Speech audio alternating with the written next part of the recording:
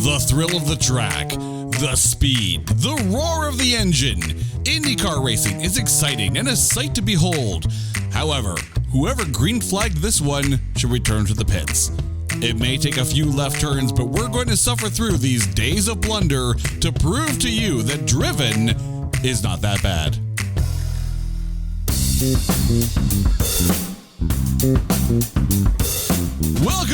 Welcome to this edition of It's Not That Bad, the podcast that looks for A grades in B movies. And it's time to go back to the world of sportsing. Sports go sports, because we are talking 2001's Driven. And joining me again, our resident sports movie guru, Simon Bennett, is back on the show. Simon, welcome. How you doing, man? Sports, yeah! Sports go sports. We sportsing here, representing the City News 680 Sports Department here. Right? Yeah, this movie wasn't very good. I want everyone to know this was his idea. Watching this, well, basically, it was one of those things where like, all right, there's a sports movie that we can do. Oh, Driven, that qualifies. And then I think I texted you after seeing this, going, I'm sorry, I'm so sorry, so sorry. But yeah, this is not in typical Sylvester Stallone, like 2000, like early 2000. This is not peak Stallone era. Like this is like the middling Stallone era. Well, and you work with a director in this movie that combined with him for cliffhanger. Right, exactly. So you think on paper it would be good, and I think some of the direction of this movie might be the part that isn't that bad about this. Mm-hmm. Rennie Hanlon is noted in IMDb, the most successful Finnish film director in the history of Hollywood. He's done a lot. He did Die Hard 2, did Cliffhanger with Sly, did Nightmare on Elm Street 4, and he had just rebounded with some decent movies before Driven, Cutthroat Island, Long Kiss Goodnight. Okay, are you saying Cutthroat Island is a rebound film? Because that's what Wikipedia said. Maybe not. Cutthroat Island qualifies very well for this podcast, I will say that. Plus, don't forget, there is 12 Rounds with John Cena on his filmography as a director. So, yeah. But we are talking about Driven. So before we get into this, before we green flag this one, it's time to take this Stallone film and trailerize it. Do you like the depth? Real-life drama of Formula One's drive to survive? Too bad, because this open-wheel racing movie should close the book on your hopes of having a good time. Enter Jimmy Bly, a rookie racer fighting with a seasoned pro for the racing championship. But when he has one little slip-up, they bring in Joe Tanto, a race car whisperer as eloquent as Mater, to make things better or worse. It's not really clear. Sylvester Stallone stars in Driven, a movie with so many unlikable characters, it's one giant red flag. Travel around the world to places that look a lot like Toronto, as these drivers have so many accidents, you'd think it was NASCAR. Driven. Rated PG-13.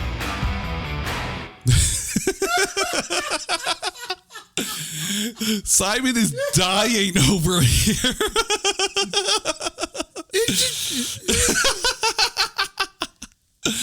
Oh, I think I killed him. You nailed it on the unlikable characters and the F1 connection, because this was supposed to be initially, like, I guess he got the inspiration because Stallone was an F1 fan, and he was shooting somewhere where there was a race and he got to know the circuit.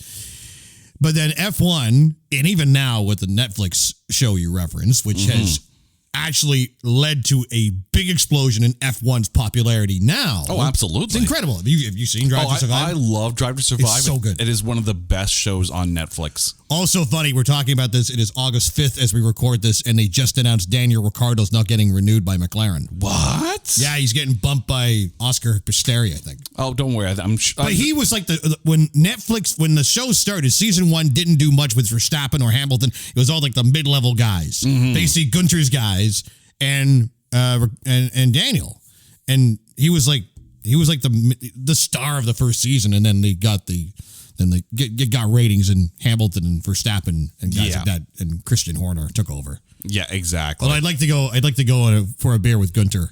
That guy. I thought you were going to say you wanted to go for a beer with Christian Horner because he might bring ginger spice with him. By the way, for those who watch the show, the Red Bull facilities in Milton Keynes, that's my hometown. Really? Yeah, man. Oh, wow. And it was a whole thing. Are you up to date? There was a whole section in the new season this year where they made their drivers, Red Bull made their drivers live in Milton Keynes, and they complained it was boring. Milton Keynes has expanded. Like, I moved from England in the late 80s, so Milton Keynes then compared to Milton Keynes now. If anyone's heard of Milton Keynes, they had that mall, which is actually the longest mall in Europe, I think. Wow. It's just one big long line. It just goes from one line to the other. It just was a continuous walk. That's all they had. And they had the Point movie theater, which was the first multiplex I ever went to. You know what the movie was? And we could do something on this movie maybe one day. Santa Claus the movie. Oh, God. Remember that? I do. From 1985. John Lithgow is the bad guy in it. It's one of his first big movies. Okay, but John Lithgow is the bad guy. I'm literally going to be thinking about Dexter. Wow. The entire time. So, but also at the Point, I was 9 years old. I was in Cub Scouts in England. We go to Milton Keynes, the Point, and it was the Inner Space premiere. Oh, I love that movie. Yeah. Martin Short getting injected. It was Dennis Quaid injected into Martin Short. Yeah, right? exactly. Yes. Like they shrunk him and he was in Martin Short's body. Okay. Meg Ryan was in it too. And so we were all standing in procession in our uniforms. And some guy from EastEnders, the soap opera in the UK, EastEnders, straightened my hat and smiled at me and walked away. Everyone else in the group thought it was Eddie Murphy. It totally wasn't, but I went with that. Eddie Murphy would have had no reason to be at this thing. I was about to say, did he want to party all the time, though? That is the question. All right, so let's get through. We went into a very big tangent there.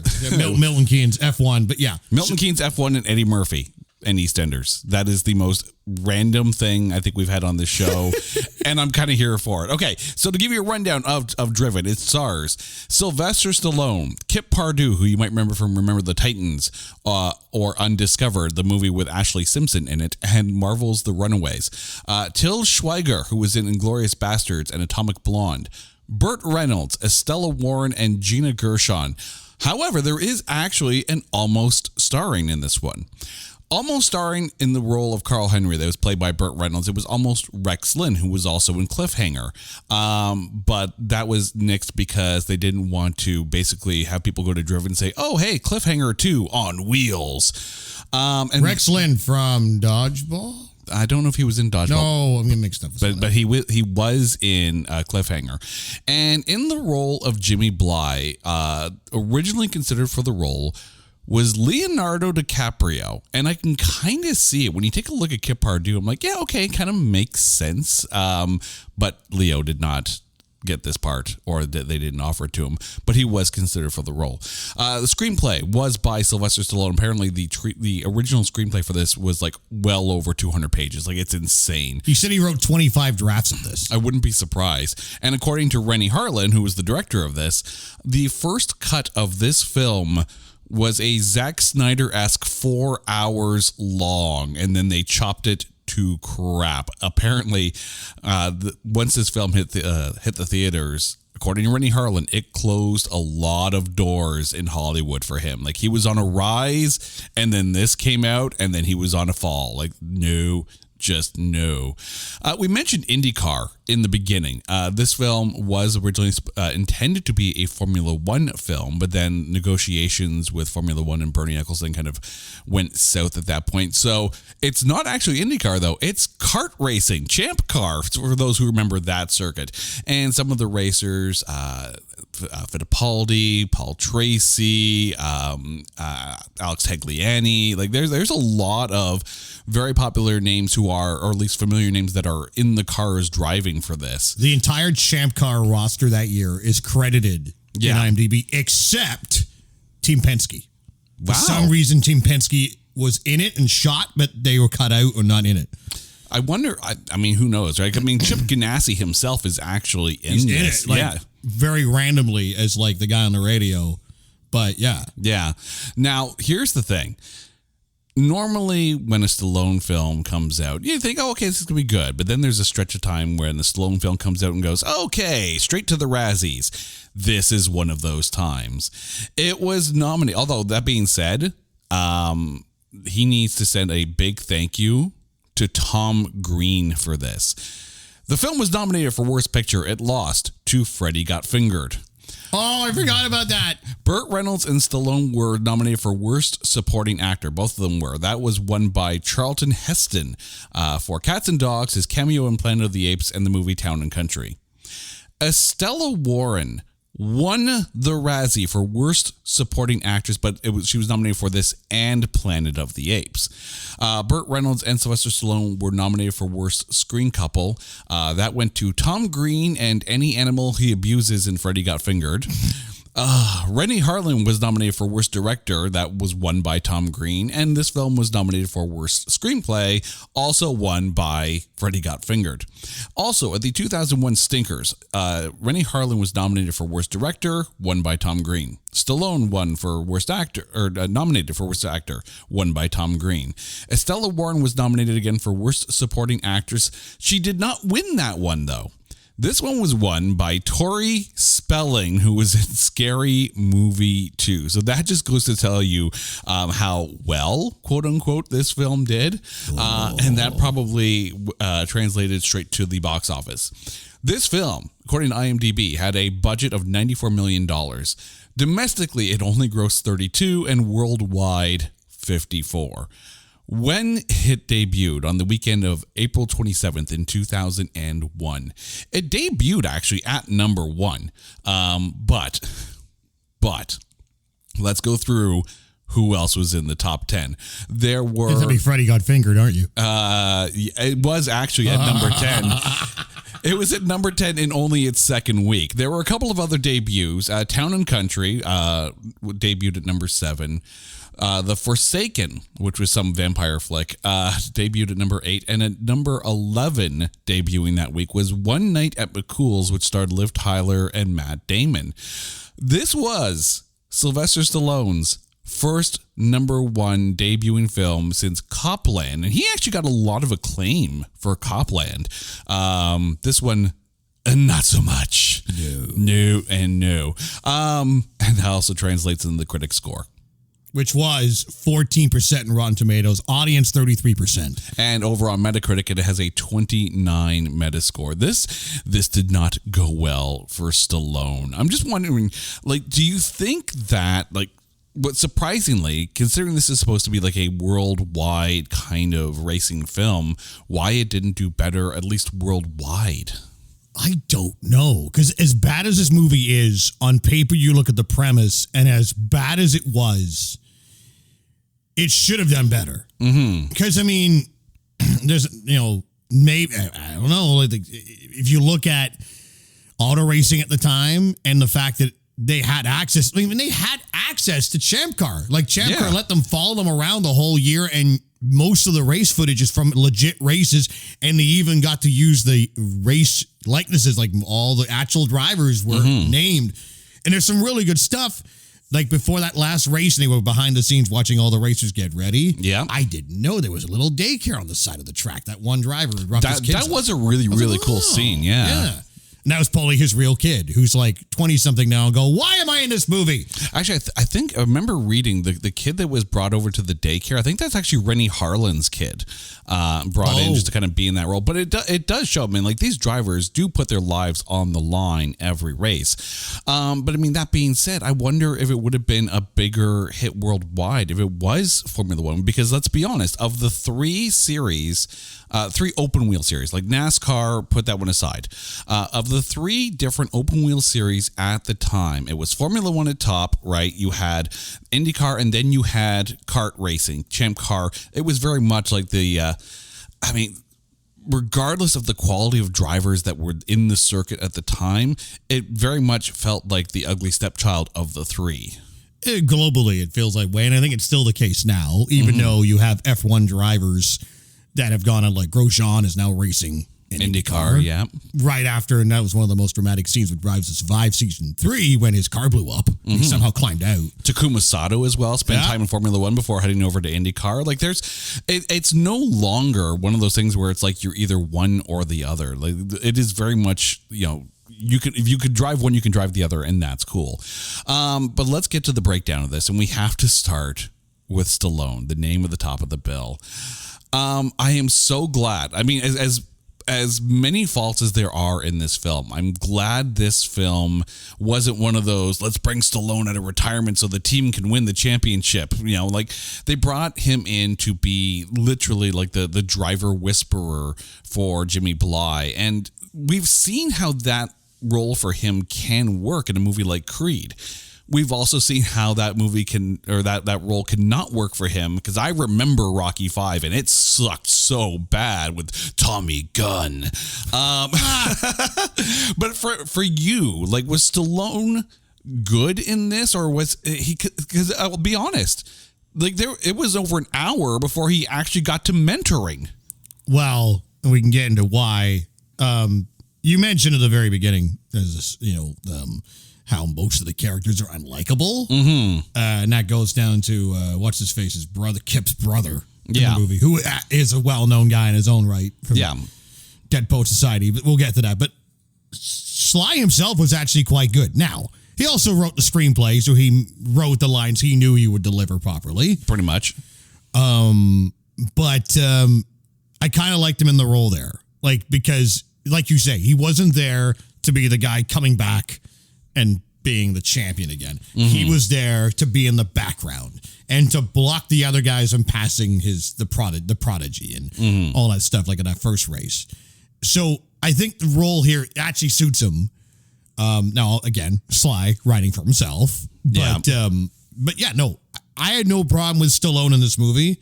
It was everyone around him that was not very likable / believable / just bad. I mean, he seemed like the only character where people were actually happy to see him. I mean, minus Gina Gershon, of course, because of course she's like the ex of his character. But I mean, like, you do see like this whole supposed camaraderie among the drivers, and you hear it a little bit. We're going to go back to Formula One Drive to Survive. You do see a lot of these drivers. The minute one of them has an accident, you hear them on the radio. It's like, tell me he's okay. Tell me he's okay, kind of thing. Yeah. And as much as they're fighting for a championship, they are very much, they're all in the same boat.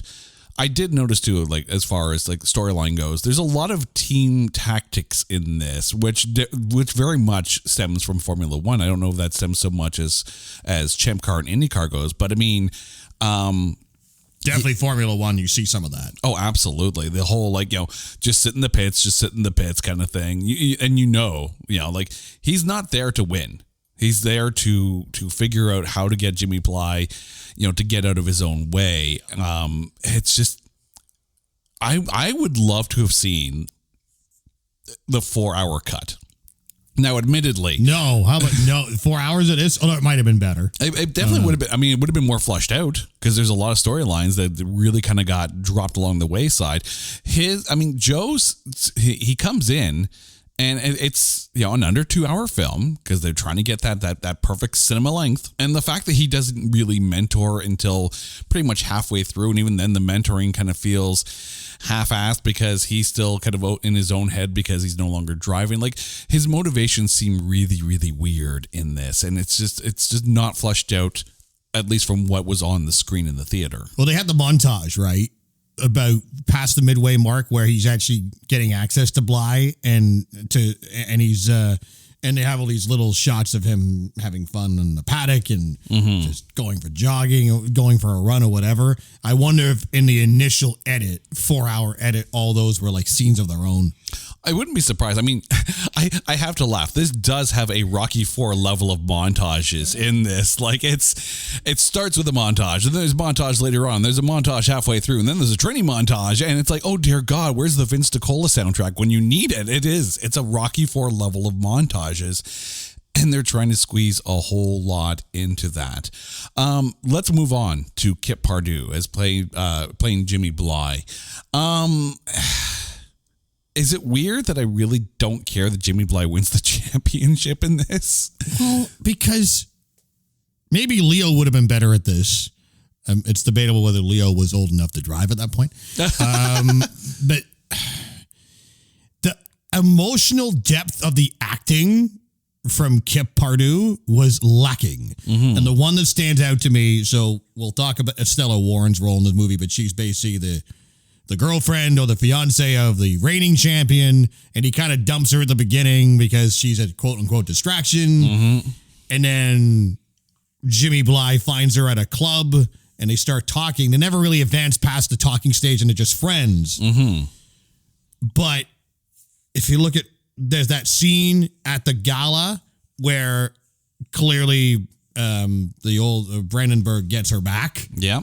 And the look on Kip Pardue's face is like I'm 5 years old and someone took my ice cream and I'm going to cry. Oh, man. You know what I mean? I wish there was more depth to his character rather than, discount Lightning McQueen. He's the rookie who wants to basically win the championship, and he's fighting, the seasoned vet. In this case, it's Brandenburg, and Cars, it's Chick Hicks, right? By the way, a lot of correlations unintentionally between this and Cars. Oh, there's so bound to many. Be. There's bound to be, except for the fact that, in Cars, they just turn left. Can you imagine Lightning McQueen on a... right. At least they turn right in this film. Well, they have the figure 8 in Cars 3. No, they still turn right. Yeah. But I mean, like, they start the movie on a montage, a literal 5-minute montage. I timed it. By the way, the graphics at the beginning of that, bad PowerPoint from 10 years ago. Oh, yeah. There are a couple of instances where this came out in 2001.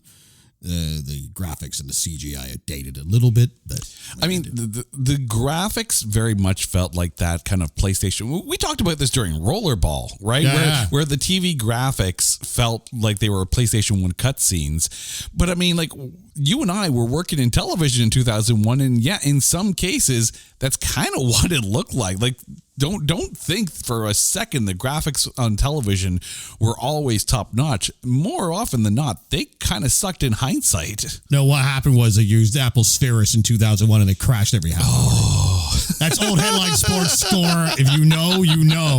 If you know, you know, and you need to reboot it. Tall, big tower, little tower, big tower. You smashed the keyboard really hard. Oh, no. Right now, there's about 7 people laughing at this, and that's about it. Now, let's move on to Till Schweiger, who played Bo Brandenburg. Here's the interesting thing, right? You've got the grizzled veteran kind of thing who's, probably for the first time in his career, like since getting to the top, not used to having to fight off a rookie. So he's trying to figure out what it is in his life that's different, that he needs to change and all that. That the first stop being Stella Warren, like literally right after the montage, the first 5-minute montage, then we have him dumping his girl. And it's like, okay, but... Can I make a point about that? Yes. This is one thing I noticed about the bad plot points or whatever. So that very first scene where he essentially says you're a distraction and kind of dumps her, but doesn't say it that way. And she leaves the ring on the desk there next to his helmet. Yeah. And then 5 or 6 stops later on the tour, and the helmet and the ring are still there. You mean you drove that truck to like Germany and the ring didn't fall on the ground? It's like where you left it? Come on. I mean, I'm willing to admit that's probably like your flashback montage. That's the one in Rocky IV where Stallone's driving the car and we're listening to No Easy Way Out by Robert Tapper. But I say these things as he's having a sip of water, so I'm surprised I haven't killed Simon yet in this one. But oh, there it is. I've killed him now. But the interesting thing is, though, for someone who's supposed to be like the side character and the hurdle for Jimmy Bly to get over, I actually found Brandenburg's character arc much more fascinating than Jimmy Bly's. Like the fact that you have a veteran who's trying to figure out in his own head why he's not doing so well. And it's only when he realized that he wasn't the problem all along. There's just someone that's come along that is just that good. Brandenburg was a much more interesting character, and he wasn't supposed to be the main character. I just wonder how much of Jimmy Bly's character arc was cut from that 4 hours, because Brandenburg feels like a complete job here. They definitely, of all the guys outside of Stallone's character, it definitely felt like his was flushed out more. Mm-hmm. Then you have the scenes through the movie, which we'll talk about, which lead to the development of his character and getting out of the car and jumping into a lake to save. Mm-hmm. That whole scene was just off. I'm sorry. We'll get into that because like that, but you're right. It definitely felt more flushed out than anyone else. Yeah, it felt to me like about halfway through, I'm like, well, why wasn't Joe brought in to race whisper, Brandenburg in this point, because he's the one that's like, okay, so Jimmy Bly had a spin out in one race, and you're basically like, no, we're going to get rid of Memo here, and all of a sudden we're going to bring in Stallone, and no, he had one spin out. Like, I doing a reference here. I remember watching Takuma Sato, when he was in Formula One, and the whole joke was we were making bets on which lap he was going to blow the damn car out. Like that's the. Oh God, I've lost track. There's the one guy that keeps crashing. I've gone blank. The Russian that got told that he can't be on the Gunter's team this year. Yeah, no. They didn't think he could finish a race. Yeah, no. I mean, Mazepin. Yeah, exactly. But I mean, he has one spin out, and all of a sudden they're bringing in, the race whisperer to get him to. Brandenburg is the one that needs to get out of his own head. And it's funny because like Joe inadvertently kind of helps him get his life around and turns him into a much better driver and a much better person. It's almost if we had the ability to rewrite this script, Joe should be brought in to help Brandenburg, not Jimmy Bly. Well, they're also at near the beginning, they hint at some kind of history between the two. Mm-hmm. That like not so good history, like an accident that nearly killed one of them or something. Yeah. But you never see what that is. But that was probably a flashback that was cut out. But even in Japan, right before they go to the gala kind of thing, he's talking to Brandenburg. He's like, why are we even talking? Like, because I'm the only one who doesn't think you're an asshole. Like, there's a camaraderie there. Like, as Gina Gershon's character calls it, the brotherhood of speed. And yeah, as much as they may dislike each other on the track, off the track, there still is a camaraderie because they are still all in this together. And I just found that Till Schweiger really brought something more to Brandenburg and made him a more interesting character than the supposed star of this film. Yeah. I don't know. There must be something on the cutting room floor because, yeah, you're right. Like, his character developed more, and there were clearly things from the past involving him and Stallone that they were kind of glanced upon, but never actually. That's the montage they cut out. Yeah, another montage. We would have gone from Rocky IV level montages to Dream a Little Dream montages, and it would have been just way, way more. It's like Teen Titans Go, where everything's a montage. Exactly. Gonna need a montage. Every day we watch that, and half the jokes are for the 40-year-olds like us. Exactly. Right? But, I mean, there's the thing. Like, you had Jimmy Bly multiple times going, I don't think I can do this. Why not? You are literally in the championship points lead. I don't think I can do this. Like, why is he so doubting himself? It's never explained why. He's second in points. Exactly. If you're second in points, you're not doing anything. They're not changing you. They're not pulling you. Like, what is this? Exactly. Jimmy Bly is whining and complaining.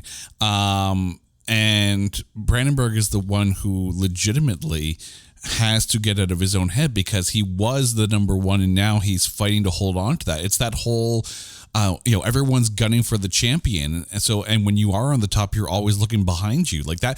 That's a much more interesting story. And again, if Driven is ever rewritten, write it that way. Like, honestly, write it that way. No one cares about the rookie unless it's, a heartfelt story. Kip Pardue doesn't have a heartfelt story in this, and that's not his fault.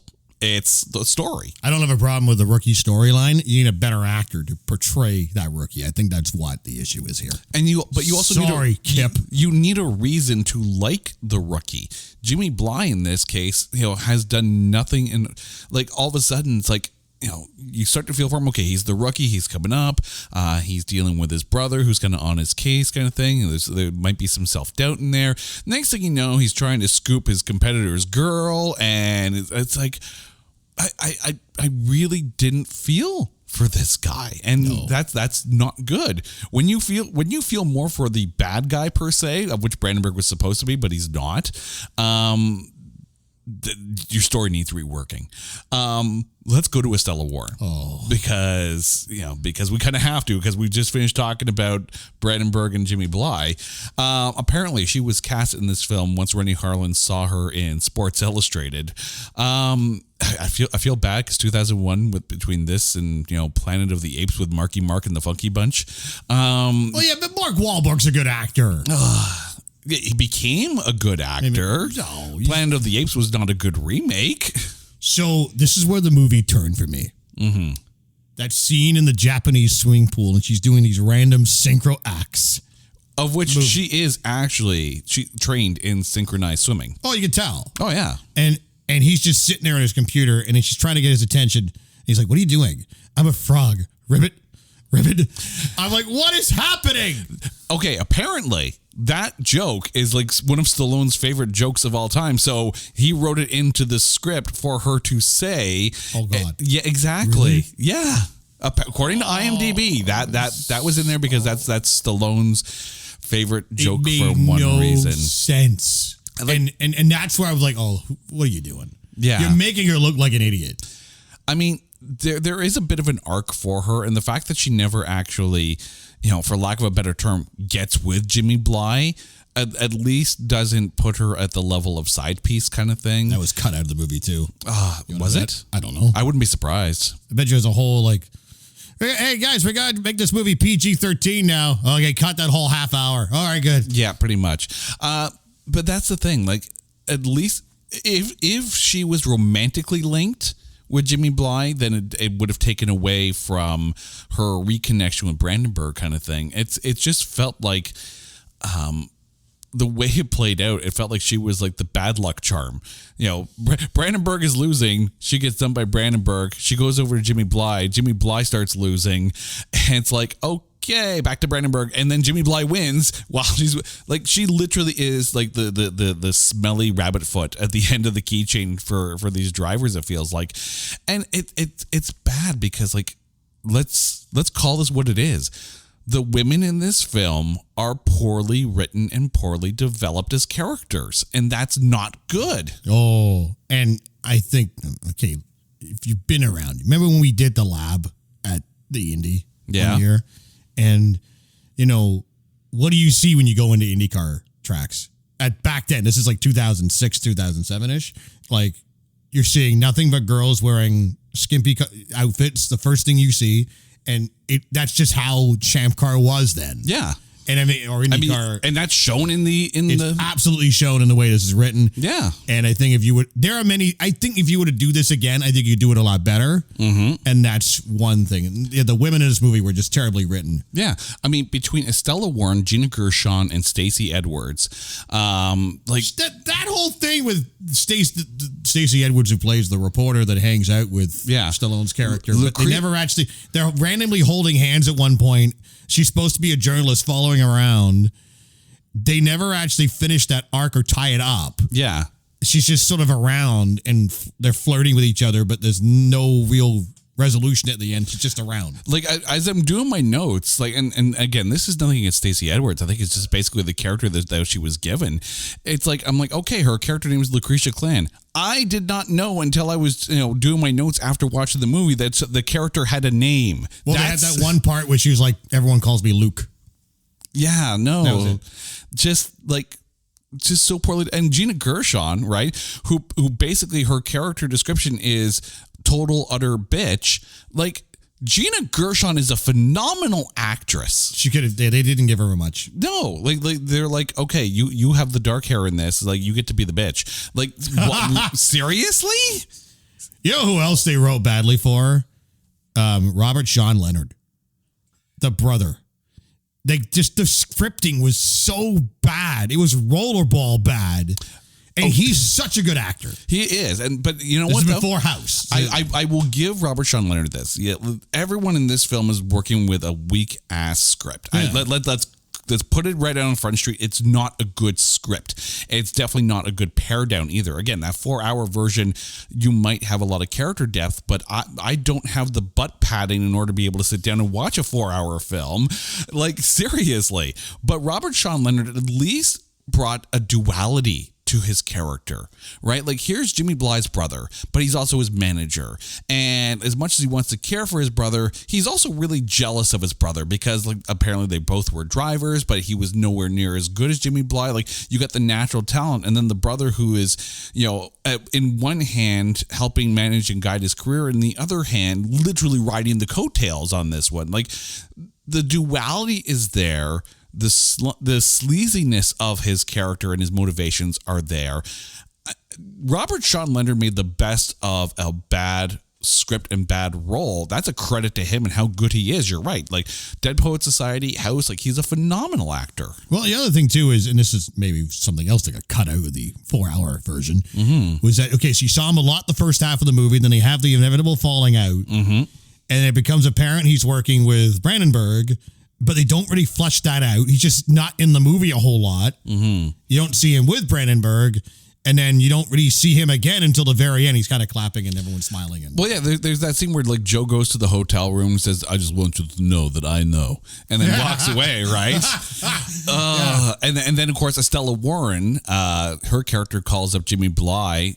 We assume that's what she tells him because, you know, and, like, there are parts where you sit there and say, okay, I get that. Again, goes back to the brotherhood on the track, right? To her, Jimmy Bly was a friend who helped her in a rough situation, even though he may have wanted it to be romantic. It wasn't. But the fact that she's with Brandenburg and she wanted to return the favor and help him, kind of thing. There's a lot that's not said in here that does actually work, but it did need to be fleshed out a bit more. But I do understand that a 4-hour movie in the theaters, like, if you said Stallone 4 hours race car driving, go, no, we would make way less money. But Burt Reynolds, however, you put him in that role, in a chair, like, Burt Reynolds just brings a class to pretty much everything he does. Just not this. Well, he did his best with what he had. Do we know? So is he in the wheelchair as a tribute to Frank Williams? I don't know. I don't know if anyone says that. But although that being said, you know, getting back to Estella Warren's character, apparently the writing of her character was based on real life. Because she's apparently based on Karina Betch, and again, apologies if I ruined the name, who eventually married Michael Schumacher, but she was dating another driver on the circuit at the time, and then, so there is actually at least real life basis for Estella Warren's character. It's not just like, all right, hot actress, side piece, go. There is actual basis for her character arc. So that does actually help a little bit. It's not just like, oh yeah, just another woman tossed into the mix kind of thing. This actually apparently happened and inspired that character. But with Burt Reynolds, it was never revealed, like, if he, you know, lost his ability to walk as part of a car accident or whatever the case. It's possible that it's based on that. I'm not quite sure because this movie isn't exactly subtle.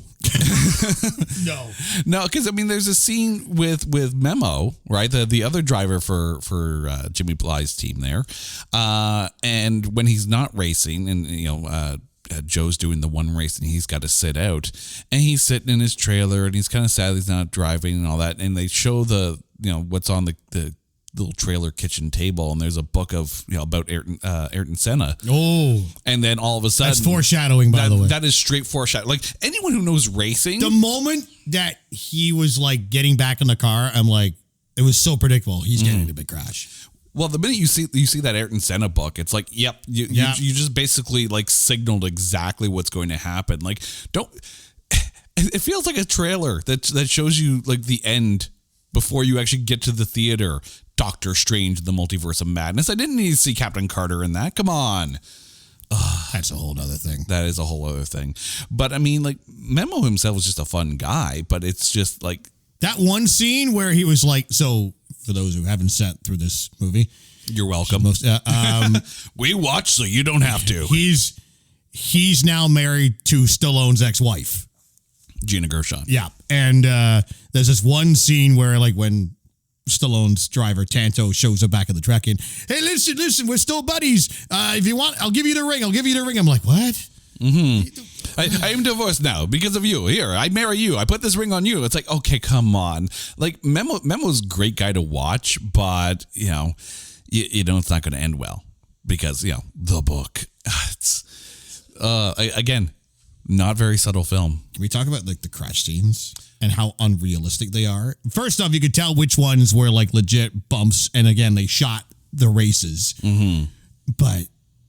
There was one crash, and they didn't name who. I forget the name of the driver. It wasn't anyone important. He flips into the air, doesn't flip into the air until after the car goes through the tire barrier. That would never. It literally goes through the tires, and then all of a sudden, boop, up in the air. Like what? That wouldn't happen. Would not happen. There are so many crashes in this film where I'm just like, this is a red flag. Like literally, they're just going to black flag this whole race. They're going to push it to the next day because if a tire flies off and lands in the stands, they're not going to continue the race for the rest of the day. They're going to stop it and make sure that the people are safe. If a car goes through the tire barrier and then flies off into some lake kind of thing, they're going to stop the race. Like, okay, so the crash where Memo essentially ends up in the hospital. I have a lot of problems with that. One, you're not racing. Like, there's no way you would be racing close because they're like the scenes where the car is like in the river and like he's underneath the like underwater and they're trying to get him out. One, you wouldn't have a race that close to a body of water that size. Like It was like a creek, and it was almost like they shot it somewhere else. They went to a park down the street and shot this, right? Like some creek. One, two, the drivers wouldn't get. I know this is for dramatic impact, but the drivers would not. First off, where'd they park their cars to run it? You never see them actually get out of the car. They just like randomly are out of the car and running over. Yeah. You wouldn't drive the other way. You only do that in a video game, which I'll admit I have done in video games many times. And three, where's the safety crew? Right? They took forever to get there. If it's just off the track. Like, if you watch enough auto racing, you are going to see some really, really horrible crashes. Like, I'm going back to the Drive to Survive. There's the one driver that like went into the rail, like through the rail. Car explodes on fire, and he actually walks out. Climbed out. Yeah, Grosjean, who's now racing in IndyCar. But that's 2021 fire retardant suits and the whole works. Like, there is at least 3 or 4 deaths that would have happened based on the way they CGI'd some of these crashes. It's just, it's glorifying, which is really, really weird because, it's not like kart racing didn't have their own problems with deaths on track. And apparently part of the deal with them being used in this film was that no one dies in this film. But yet the crashes they show would have killed at least 5 to 7 people along the way. The speed with which, obviously the car wouldn't end up in a river with the guy drowning, but like they drew it out so long. I'm like, oh god, that car's blowing up like a minute after it's in there. Like, you guys are like, yeah, it's just. I mean, I get they're going to Hollywood the crap out of it kind of thing, and I do understand that, but there's just so much that would have been like, the race is delayed till the next day. Also, in the last race, they have that CGI crash where the tire flies into the stands. Oh god, that was horrible. Something else that would never happen, but it actually has happened. I think in NASCAR it happened. But in the years since, they've improved safety fencing around the track and everything. The one actually was a F1 crash recently that with Guangzhou. Yeah. That he, if not for the way the walls are set up, he could have ended up in the crowd. Yeah, exactly. But they have 10 layers of safety before you get to that point now. But like, if I'm a racing car fan and I'm seeing this, I'm like, I'm not going to a race. I'm not getting hit in the face with a tire. Yeah, I do remember that happening, like way back, like in our careers, this happening. Oh yeah, like you see cars getting flipped and tossed around in real life and all that, and you can see what they were trying to show. But I mean, they just Hollywooded it too much. It's almost like, oh god, who's the director of Independence Day? You know who I'm talking about. Yeah. I've gone blank. Yeah, exactly. Like they're going to go with that level disaster movie with some of these crashes. But the thing is, you have some really exciting viz of the cars actually racing. Like auto racing, especially open wheel racing, is exciting as hell to begin with. You don't need to make it look like a bad PlayStation intro movie in order to get people hyped. Like just the low camera angles and all that. Like some of the cinematography in this is phenomenal. Didn't use it enough. Yeah. Like show me the real stuff. Actually, the best stuff, like if you want to take out the stuff they shot for the actual races, I thought the best stuff that they shot was that car chase at the gala, which was all in Toronto. Yeah. And for those wondering, so obviously they used the real Indy track. Yeah. And the club, anything around that club, the gala when they're chasing each other, was University Avenue. Yeah. Outside the Sheraton and Queen and University. The one part but also, Champ Cars fined them $25,000 for getting off racing out of the gala with no helmets on and nearly killing people on University Avenue. $25,000. I mean, I remember the NHL Player Safety Department clearly was responsible for this. I remember actually like walking around downtown, and I had to be redirected to a different street because I was actually walking by where they were shooting that chase scene at the time. So it's like, you can't walk down the street. They're filming a Stallone film. I'm like, oh, okay, cool. I do recall them closing because I think they did a lot of that stuff on University Avenue. Yeah. I mean, it's not unusual for streets to be closed in Toronto for a movie, but University Avenue, for those that don't know Toronto, is one of the big north-south streets in the city, and it's also on Hospital Row. That's where all the hospitals are. So the fact they were able to get that spot closed is newsworthy, and I don't ever remember that happening at all, but I do remember that they were shooting the movie and they closed the roads. Yeah. I mean, the other thing too, and this is, definitely part of probably the editing process. But I mean, when you start a film with a 5-minute montage of like the Champ Car season to that point, like if you're a racing fan, you're like, okay, Long Beach and this race and that race, and then you get to Toronto, it's all good kind of thing. Like you're following along. But if you don't know and don't watch,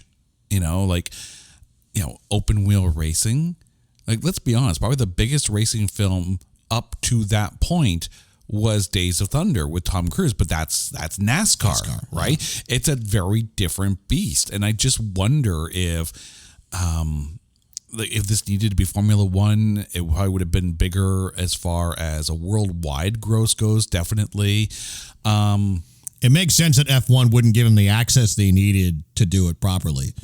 Again, I'd be interested to see how willing they'd be up for doing it now. Very, very interesting. I mean, like, obviously you would have to definitely rewrite the script and reflush it out.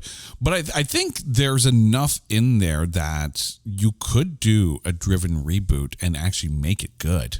Oh, yeah. I mean, the cinematography and the CGI would be a world better than it was, 21 years ago, of which this movie is 21 years old. That just shows you. And the cinematography for the racing scenes, especially with the actual Indy cars, was really good. Yeah. And it was wasted. They could have used much more of that. I mean, like even the thing with the coins on the track, this is a real thing. Yeah. I didn't mind that. I actually kind of like that part. Exactly. But then again, it was also filmed very realistically. Like the parts where you see like the blurred thing of the track kind of thing from like the point of view shot, that's okay. I don't mind that. That didn't bug me. Yeah, that didn't bug me at all.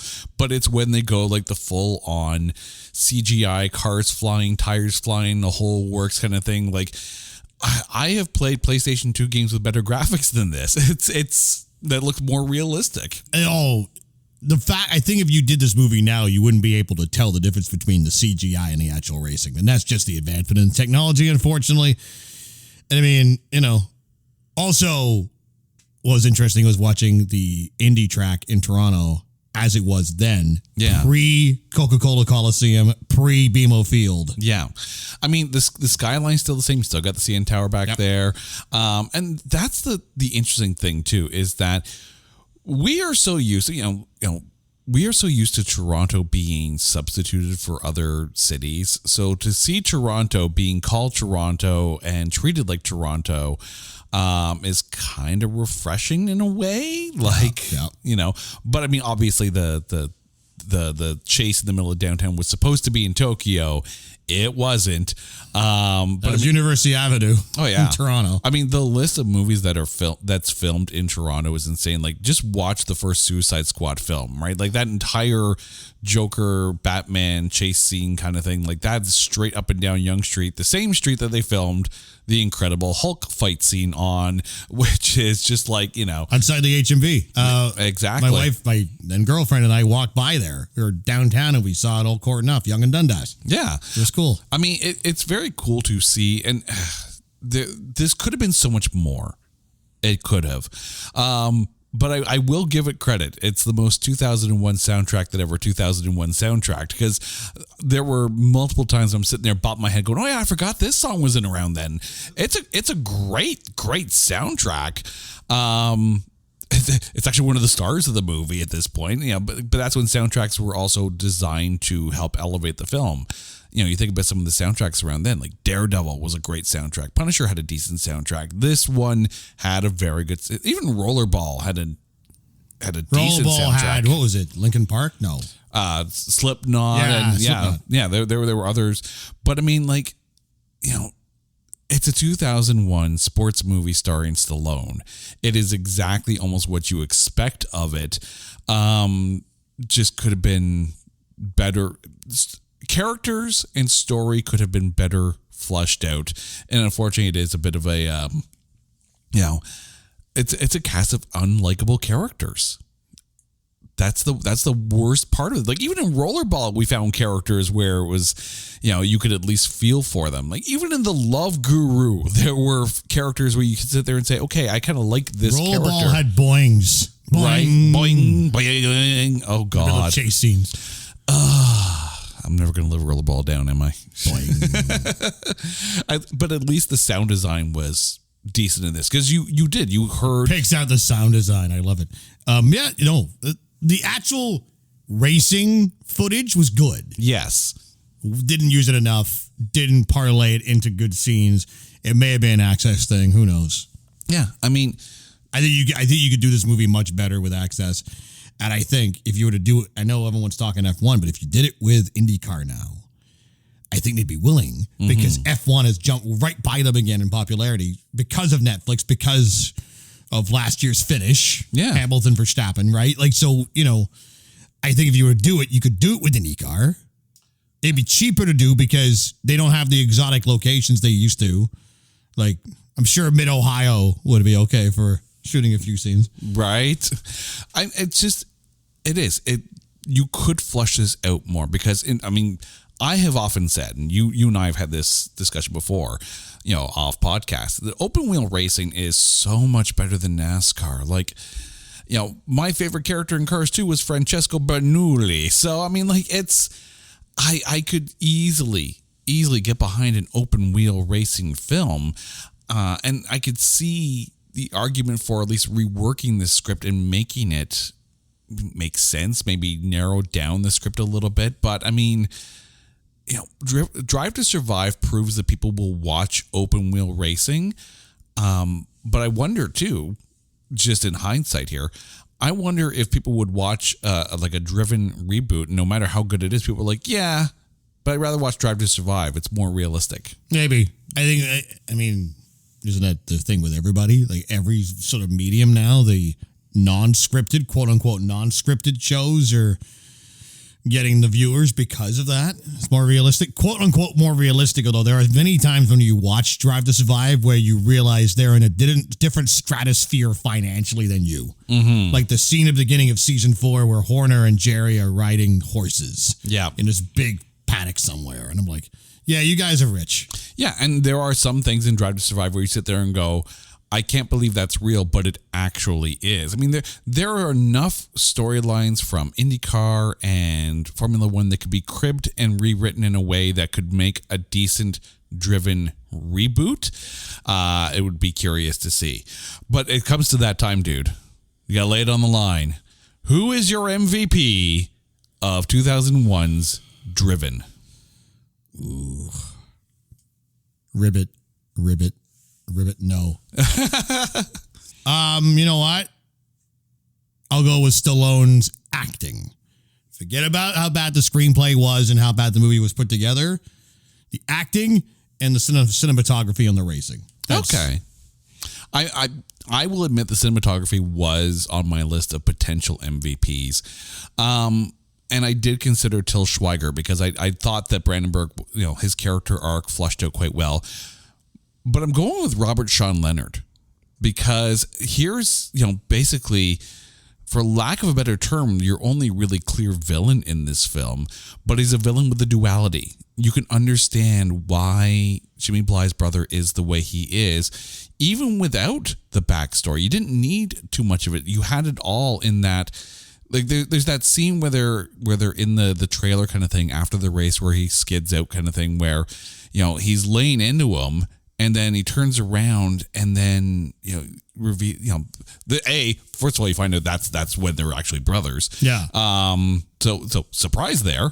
But the whole turnaround, it's like, I watched this kid, and he could do no wrong. And it's like, you're complimenting him, but it's through so really, really jealous feelings. Like there's, and you really do question whose interests he has, his own or his brother's, at heart, and are the two mutually exclusive, or do they have to be? Like Robert Sean Leonard brought way more to that role than it probably deserved, and that's a hat tip to him. Dude, I apologize profusely for making you watch this film. By the way, there was two things. First off, the final race at the end, I was waiting for someone to stick their tongue out at the end, like in Cars, and get the photo finish. I don't know if that would have worked like Lightning McQueen. And that scene at the beginning where Bly's getting like all these girls are going up and kissing him. Mm-hmm. Like, COVID. Oh my God. Oh, yeah. Go away from me. They're allowing this. Oh wait, 2001. 2001. Yeah. We didn't even have the SARS at that point. That's pre-SARS. That's pre-SARS.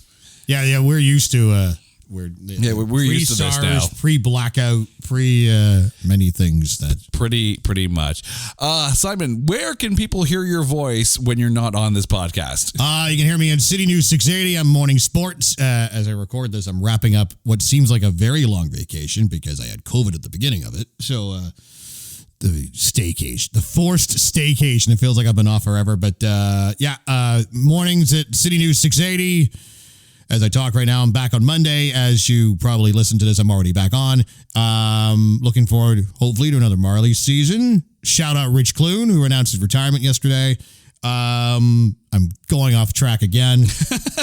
Hit me up on social, Sports Voice Guy on Twitter, Instagram, and once in a blue moon, TikTok. Oh, God. Not the TikTok. I haven't done much. The only thing TikTok for me is the ticking of the clock as we listen to this. So thank you, Simon. Thank you so much for coming on to the show. To our listeners, thank you for listening to this episode of It's Not That Bad. Now, you guys know the drill. If you think there is a movie that is unfairly maligned or on the opposite side is so bad that there's no way in hell that we can find anything good to say about it, hit me up on Twitter at NotThatBadCast, and we will watch it. We will dissect it, and we will find the good things to say because we are looking for those A grades in B movies. Until next time, I'm Jay. Thank you so much for listening. Take care.